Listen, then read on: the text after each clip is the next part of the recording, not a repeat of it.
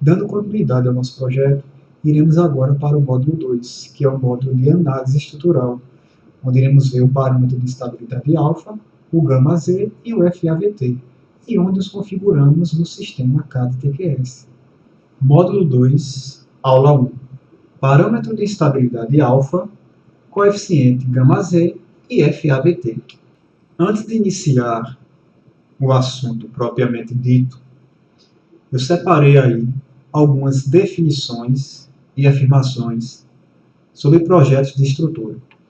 Uma das coisas que eu venho observando nos projetos é que, às vezes, as estruturas não estão organizadas, não estão dispostas de maneira organizada.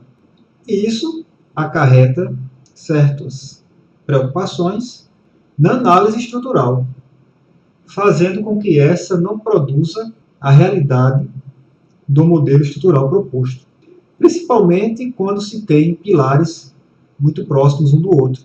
Pode aí haver uma atração desses pilares, ou balanços de maneiras desorganizadas, etc. Outro assunto é que a estrutura, além de ser segura, deve aparentar segurança. Ninguém vai construir um prédio de 10 andares, por exemplo, com pilares de 20 por 20. Eu acho que pouquíssimos ocupantes ficariam debaixo dessas estruturas. E também não podemos ter um excesso de material, porque a concorrência hoje é muito grande. Se você faz um projeto com certo zelo e concede uma estrutura com excesso de materiais, provavelmente o cliente, no próximo projeto, irá procurar um outro profissional. Então, quanto de estrutura precisamos?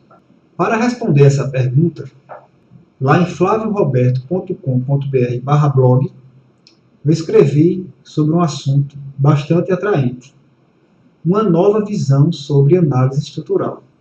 Nesse assunto que eu decidi escrever, eu falo um pouco sobre a história dos projetos aí da década de 50, 60, de como eram concebidos. Nas fundações, consideramos aí os conhecimentos de Mola em todos os graus de liberdade, tanto rotações como translações. Ou podemos fazer também a interação solo-estrutura, que nosso sistema CAD-TQS faz através do módulo SIS. Podemos também considerar o efeito incremental da construção, já que o prédio é construído de forma paulatina e não aparece feito um passe de mágica, como no programa. A partir do momento que o prédio é processado, feito um passe de mágica, a estrutura já está lá. E isso não existe. E temos que fazer essa correção na rigidez axial dos pilares para que realmente o pórtico apresente resultados mais realísticos. Devemos também considerar a análise modal, porque ela vai dizer a nossa frequência natural.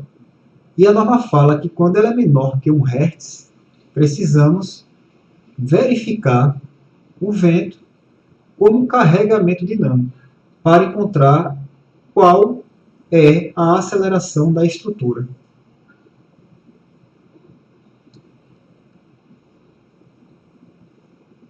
Essa aceleração da estrutura produz nos habitantes um certo incômodo se passado do limite estabelecido pela norma.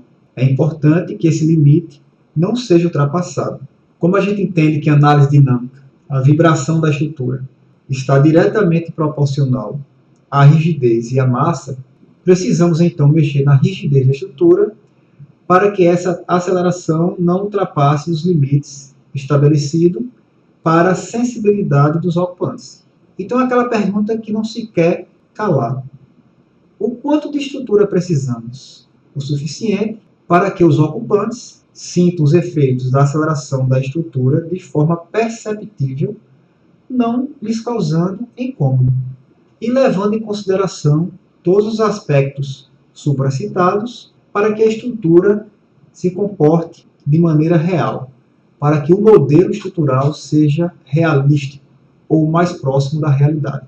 Voltando para o nosso slide, temos que o projeto estrutural deve fornecer uma solução técnica e economicamente viável, integrado aos demais sistemas e subsistemas que compõem o edifício. Não vamos projetar uma laje para se deformar só o L sobre 250, levando em consideração retração e influência, como diz a NBR 6118.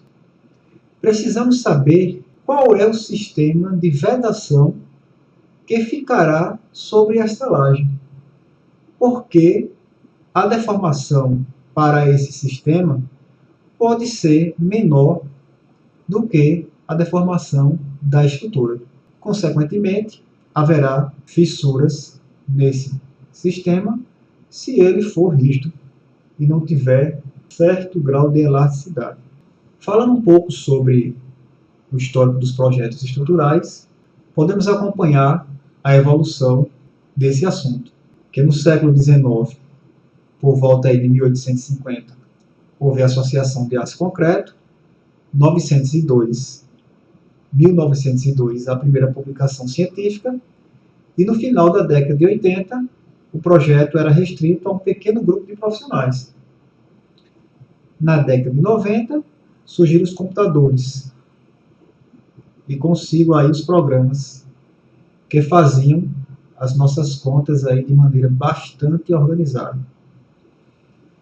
E aquela pergunta: computadores resolvem todos os problemas e exime a necessidade do engenheiro saber calcular?